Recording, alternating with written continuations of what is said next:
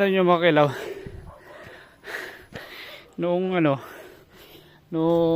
binata pa ako, itong bundok na to dito sa amin, yun, buhay pa yung kubo na yun,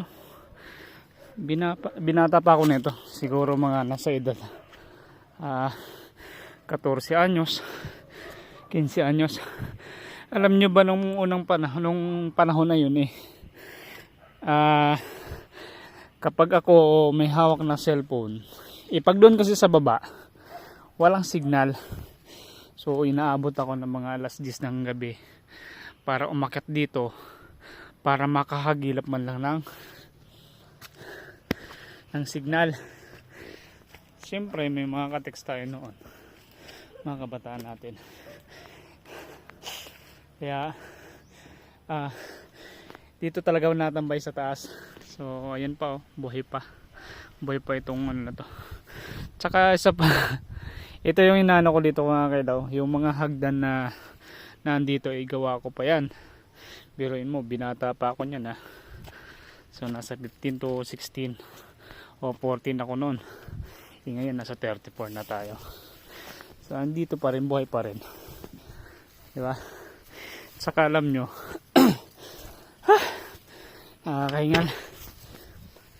nakakahingal.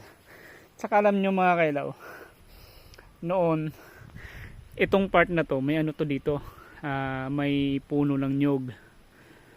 So tsaka iwan ko lang kung naranasan nyo yung manguha ng tuba. So naranasan ko yun nung bata pa ako. So syempre dito sa probinsya walang imposible, lahat nagagawa mo para lang mabuhay. So kaya laking hirap tayo mga kailaw, kaya kahit ano yan kayang kaya ko. Pero ngayon hingal na ako guys. Napakababa lang yan yun grabe, hingal na ako. Siguro ang kasing taas nito ay yung iwan ko lang kung nakakit kayo ng siguro mas mataas pa sa kamay ni Jesus itong na to, inakyat ko. So grabe na yung hingal ko mga kailaw, wala na tayong exercise. So na-miss ko lang kasi andito tayo ngayon sa probinsya ko sa Aklan. So na-miss ko lang kasi itong lugar na to. Ito yung lugar na nung bata pa ako ayan, dito tayo naghahagilap ng signal para lang maka-text yung taong gusto natin i-text, diba? Kasi guys, ayan nakikita na dyan, ayun, yung na yun, yung malayo na yun, yung Kalibo. So diba, kaya mas malakas ang signal dito mga kailaw.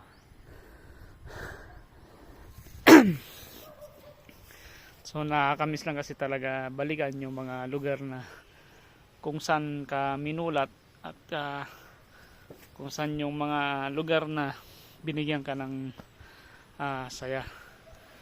So binalikan lang natin ngayon kasi total dito na rin naman tayo sa Aklan.